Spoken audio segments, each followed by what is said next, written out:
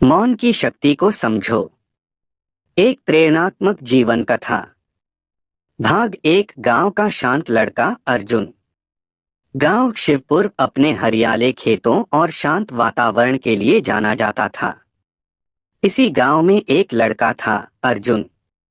बचपन से ही वह कुछ अलग था। बाकी बच्चों की तरह वह न शरारत करता, न लड़ाई झगड़ों में पड़ता। वो जितना कम बोलता था, उतनी ही गहराई से सोचता था। गांव के लोग अक्सर कहते, अर्जुन तो जैसे गूंगा है। अरे कुछ तो बोला कर लड़के। पर अर्जुन मुस्कुरा देता और चुपचाप अपने काम में लग जाता। उसकी माँ गीता देवी उसे सिखाया करती, बेटा, दुनिया चिल्लाने वालों को नहीं, समझदार और शांत लोगों को अंत में याद रखती है। मौन में बहुत शक्ति होती है। अर्जुन की माँ की बातें उसके मन में बैठ गईं। उसने बचपन से ही मौन को अपनी ताकत बना लिया। भाग दो। पहली चुनौती, पंचायत का अन्याय। अर्जुन बड़ा हुआ तो अपने पिता के साथ खेत में काम करने लगा। खेती उसका धर्म बन गया था। एक साल गांव में सूखा पड़ा। अर्जुन के खेत तक पानी पहुंचाने के लिए उसे पंचायत से इजाजत लेनी थी। वह पंचायत भवन पहुंचा और विनम्रता से कहा, सरपंच जी, मुझे खेत तक नहर बढ़ाने की अनुमति चाहिए। लेकिन नया सरपंच रघुनाथ एक घमंडी और रूखा व्यक्ति था। उसने बिना अर्जुन की बात सुने चिल्ला दिया, तू तो बोलता भी नहीं, तेरे जैसे लोगों के लिए हमारे पास समय नहीं है। सारे लोग हंस पड़े। अर्जुन ने कुछ नहीं कहा। वह चुपचाप वहां से चला गया। भाग तीन। मौन का उत्तर कर्म के जरिए। अर्जुन ने न शिकायत की, न किसी से बहस की। उसने अपनी सूझबूझ से पुराने कुएं से एक नई पद्धति से पानी खींचने का तरीका निकाला। दिन रात मेहनत करता रहा। हफ्तों बाद जब गांव के बाकी खेत सूख रहे थे, अर्जुन का खेत लहलहा रहा था। लोग हैरान रह गए। ये कैसे हो गया? बिना पंचायत की मदद के कैसे मुमकिन है? सरपंच खुद खेत देखने गया और चुप हो गया। उसे समझ आ गया कि अर्जुन की मौन मेहनत ने वही कर दिखाया जो शब्दों से नहीं हो सका। भाग चार। बुद्ध की सीख, मौन की महिमा। कुछ महीने बाद गांव में एक बुद्ध भिक्षु आया, भिक्षु आनंद। उन्होंने गांव के चौपाल में प्रवचन रखा। वहां बहुत लोग इकट्ठा हुए। भिक्षु बोले, बुद्ध ने कहा है, मौन कोई कमजोरी नहीं, वह आत्मा की गहराई है। जो हर बात पर प्रतिक्रिया न दे, वही सच्चा ज्ञानी होता है। फिर उन्होंने अर्जुन की ओर इशारा कर कहा, मैंने इस गांव में एक ऐसा युवक देखा जिसने बिना शब्द बोले सबका दिल जीत लिया। मौन रहकर जो कर सकता है, वह बोलकर करने वाला कभी नहीं कर सकता।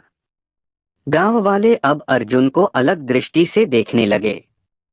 भाग पांच। आरोप और परीक्षा। एक रात गांव में मंदिर से कुछ चांदी के बर्तन चोरी हो गए। अंधविश्वासी लोगों को शक हुआ कि शायद अर्जुन ने ही किया होगा, क्योंकि वो चुपचाप रहता था, किसी से ज्यादा घुलता मिलता नहीं था। कुछ लोग उसके घर पहुंचे और बोले, तू ही कर सकता है, क्योंकि तू कुछ बोलता नहीं, ना दोस्त बनाता है। अर्जुन फिर भी चुप रहा। उसकी माँ की आंखों में आंसू थे।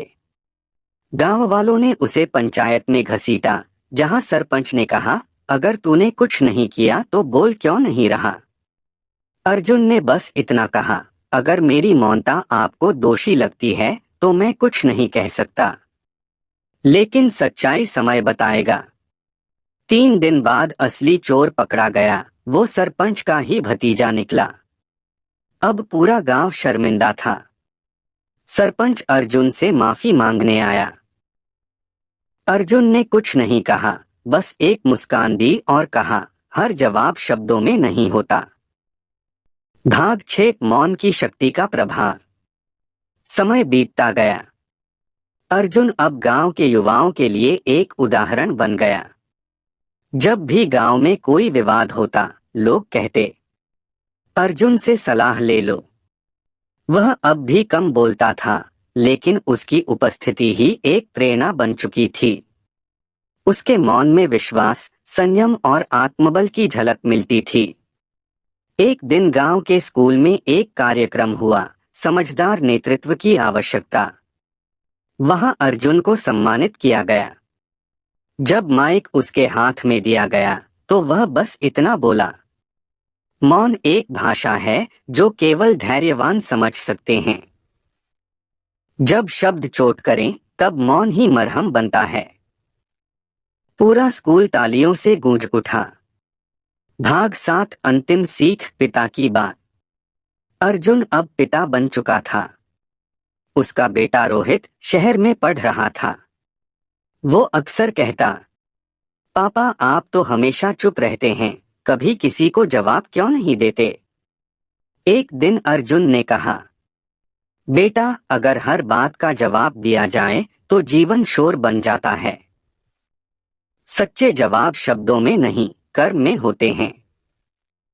अगर कोई तुम्हें नीचा दिखाए और तुम जवाब में वही करो तो फर्क क्या रह गया? लेकिन अगर तुम चुप रहकर कुछ अच्छा कर दिखाओ तो समय खुद तुम्हारा जवाब बन जाता है। रोहित शांत हो गया। उसे पहली बार अपने पिता की चुप्पी समझ आई।